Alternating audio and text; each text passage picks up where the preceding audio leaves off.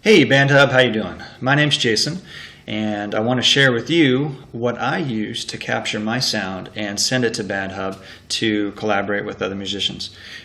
First of all, I want to give a shout out to all my fellow musicians, all the musicians I've collaborated with over the past year and about 4 months or so. I've thoroughly enjoyed my time making music with you, conversing with you, developing friendships with you. This has been a great site for not only the creation of music, but just the building a sense of community and knowing that we all have a common love of music and we're able to come together and share that. It's just phenomenal. So thank you all. Big props to OSI and the Bandhub team. This is a phenomenal resource. I thoroughly enjoy it.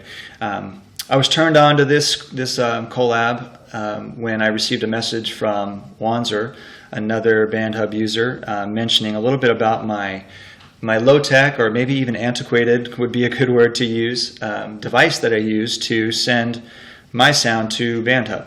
I'm a drummer, I'm a percussionist, so I just want to talk to you a little bit about what kind of drums I use, and then I'll talk to you a little bit about how I capture that sound.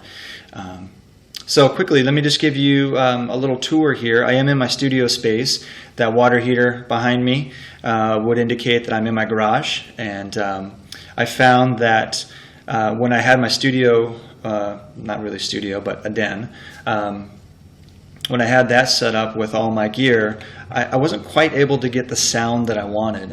It just sounded too dry for me. And then using my antiquated technology that I'm using to send that sound to Bandhub, I can't do a lot in the way of effects to try and beef that up a little bit. So I found that playing in the garage, with it being a larger space and the resonance that it does have, allows me to capture. It just gives a little more depth to the sound of my drums, and so I'm able to capture a deeper, richer sound, which then I can control through my device.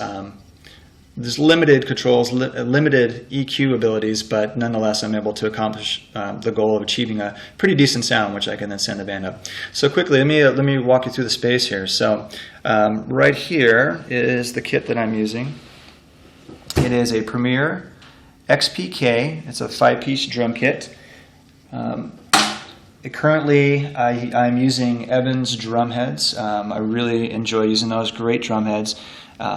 Very easily tuned, and you can get a great sound out of these with minimal effort in putting them on and getting them tuned up. So great little kit with those drum heads on them.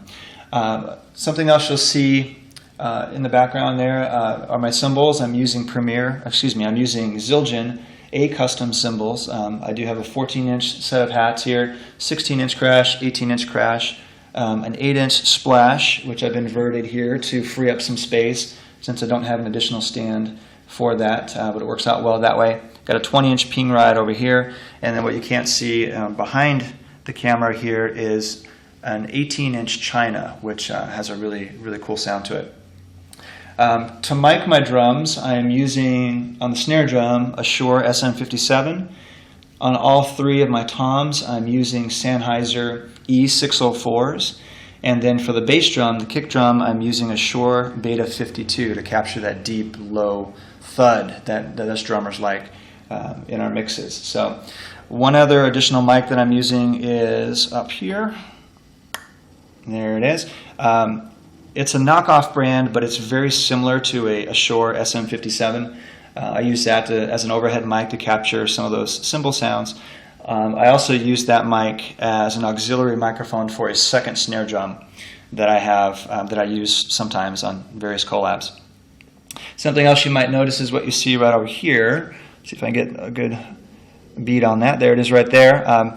That's the platform I use, actually. I put my MacBook Pro up on that, broadcast the image this way toward me, and I'm able to capture that video to go along with our audio.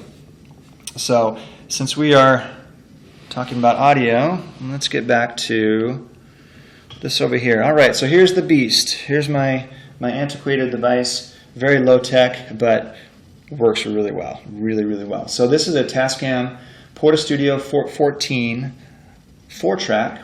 I bought this back in the mid-90s, maybe early to mid-90s, when I would get together with some friends from high school. We'd sit down and jam. I want to record our stuff, or if I wanted to record something myself and then layer additional parts to it, this was a great device for that. Not to mention the sappy love songs that we'd also create for our girlfriends and send off on mixtapes and whatnot. So this is a cool little device for that. I used that for a while there, and then when the digital age rolled around, of course upgraded to some different devices, but this works really well for what I want to use it for, which is a mixer, and that's really the only purpose it serves right now, is a mixer. So as I mentioned before, it is a 4-track, so I've got 4 channels, 1, 2, 3, 4. I've got my snare here and all 3 toms here. Up on top, I'm running into the stereo inputs, I'm running my Shure beta mic for the bass drum into one, and then the other is for that overhead or auxiliary mic. The downside to using this for these 2 inputs is I can't EQ anything on these, but I can for my snare and my toms, which is nice. So I've got some limited EQing abilities. I've got I can dial in highs, dial in lows. I can do some panning, and of course I've got my gain settings.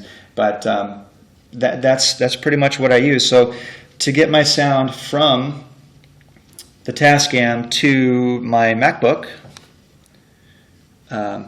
I use a series of adapters for that purpose. So essentially what I'm doing is I'm just running this out of the line out. These are just RCA plugs. RCA, this is a little adapter that goes from a 2 down to 1, and then a series of adapters here to get that to a 1/4-inch coupler, and then plug that into a 1/4-inch cord. See if I can get a beat on that. There we go. Plug that into a 1/4-inch cord, just a regular guitar cord. And then on the other end, to get it into the computer, I just use the 1/4-inch to a mini plug adapter. Slide that right into the line in on my MacBook Pro, which, by the way, is an Intel Core 2 Duo running 2.53, I think, gigahertz, and 4 gigs of memory, which isn't much, and I'm finding that's bogging me down, bogging down my computer when I go to do these recordings. But for the purposes that I want to use it for, it works out really well. So that's my setup. Pretty low key, pretty low tech, but it's a nice way to get a decent sound. And like I mentioned before, with this being the space that it is, it's my functioning garage. So it does create that resonance that I really like, which then helps. I'm able to capture that a little bit better on my microphones here. I noticed the biggest difference in my kick drum versus where it was inside the house. And that was something that, with not having the ability to EQ on this, on the input that I'm using for the bass drum mic, it's nice that I can compensate for that by being in this large of a room where it does resonate. And so it does pick up some pretty good sound. So that's my kit, that's my setup. Thank you. Let's keep making some great music. Thanks, Bandhub.